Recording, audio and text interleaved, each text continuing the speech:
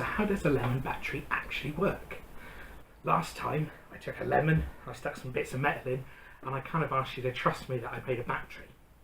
So what I'm now going to do is try and explain a little bit about what's going on, and I'm going to have to start by explaining some terms. To make a battery, as a minimum, you need three things. You need 2 electrodes and an electrolyte. What's an electrode thingamajig, I hear you say? An electrode is something in an electrical circuit that connects to a non-metal part of the circuit. So our coin connecting to a lemon, which is obviously not a metal conductive part, is our electrode. One key piece of information that I didn't give you last time is that the electrodes inside the battery don't actually touch one another. And that's quite important, because if they were, it would be a short circuit and the battery wouldn't work. So, if the metals aren't touching one another, what's going on in between them? Well, electricity is conducted through the lemon. I hear you say, Scott, a lemon isn't very conductive. And you're right, a lemon is a very poor electrical conductor. You need to put a very high voltage through it in order for it to conduct. But there's more than one way to conduct electricity. In normal electrical conductors, electricity flows in the form of electrons. Now, these are tiny particles that you can think of as energy particles, and they move through the material conducting electricity. Electrons are found in all atoms, but in something like a metal, these electrons are free to move around, and so that's why electricity can flow through them so easily. Electrons are negative, and so if you make a wire that has a negative end and a positive end, then the electrons will flow through it, moving from the negative end to the positive end, because they are attracted. Think of it like a magnet. Like poles repel one another, and opposite poles attract one another. Opposites attract. So that's how it works in a wire. And a battery sort of does that. So you've probably seen that a battery will typically have a positive end and a negative end, because that's what it's doing. It's just creating a polarization, a poles, like poles of a magnet or poles of the planet. And that's what forces the electrons around your circuit that flows through your device, whether it be a light bulb or a fan or a phone. Inside a battery, our lemon, instead of electrons, we use chemicals to make that flow of energy. In a chemical reaction, what you're basically doing is you're taking chemicals and you're breaking them up into smaller bits and then putting them back together again. If you think of it a little bit like Lego blocks, you pull them apart, you can rearrange them, and you can turn them from a pterodactyl into a race car. When you break a chemical into different bits, those bits, typically you end up with a positive bit and a negative bit. Those two bits come together to cancel out those charges, and you have a neutral, stable new chemical. If we use the example of water, H2O, you have 2 hydrogen atoms and 1 oxygen atom. And when we split that in half, because there's 3 atoms, it doesn't split evenly. So you end up with 1 hydrogen on its own, and then an oxygen and hydrogen together. Now the bigger half, the oxygen and hydrogen, that takes most of the electrons. So electrons are negative, don't forget, so that ends up being negatively charged. And the hydrogen on its own now doesn't have enough electrons, so that ends up being positively charged. So if you split water in half, you end up with a positive bit and a negative bit. And most chemicals work on a similar sort of principle. So in a battery, what we're doing is we're taking a chemical, we're splitting it up into smaller bits, and those bits are either positive or negative.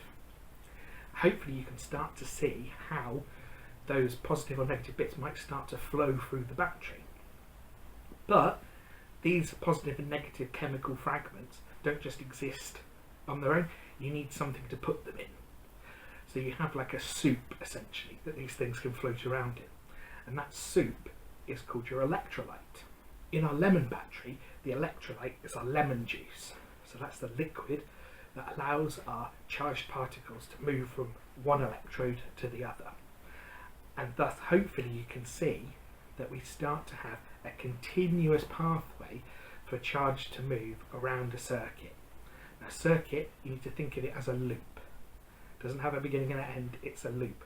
So energy moves round kind of in a circle. It's slightly more complicated than that, but I'll explain that at a later date. Now, the little chemical fragments that chemicals break up into are typically referred to as ions, and this is where the lithium-ion battery gets its name from. These are lithium chemical fragments, so lithium ions that move inside the battery, and that's what converts the chemicals into these charged particles, which we can then use to move electrons and make electricity. A technical definition for electrolyte is a substance that allows electrical charge to flow through it in the form of ions. So not a wire, like a metal that you get outside the battery, but a chemical substance that allows electricity to flow in the form of these chemical fragments.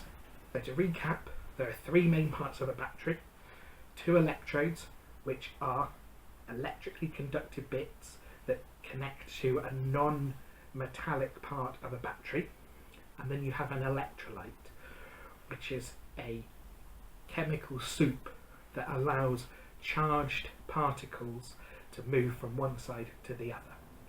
And this is what creates our movement of electrons outside and therefore energy. But this doesn't explain everything. These are just some of the core principles I need you to understand, so I can explain in a little bit more detail about what's going on. In the next episode, I'm going to explain a little bit more about what's going on here, and also I'm going to make an improved lemon battery Mark II.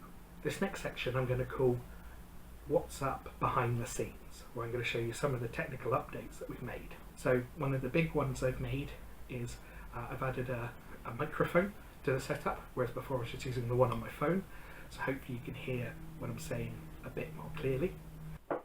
This is what it used to sound like on the old camera and the old microphone.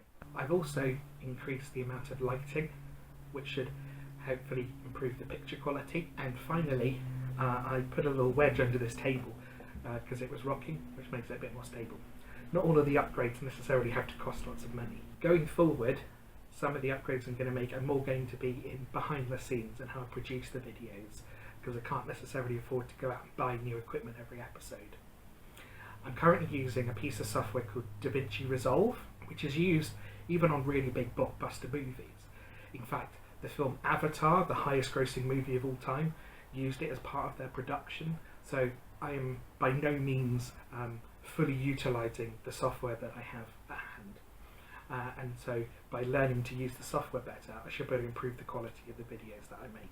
We've made a few upgrades. I said each video I was either going to improve the battery, the sourcing of materials, or the quality. Because I'm just starting out, this time I focused on improving production quality. Hopefully it's improved slightly, and so in coming videos I'm going to focus more on improving the battery. See you in the next episode. Bye.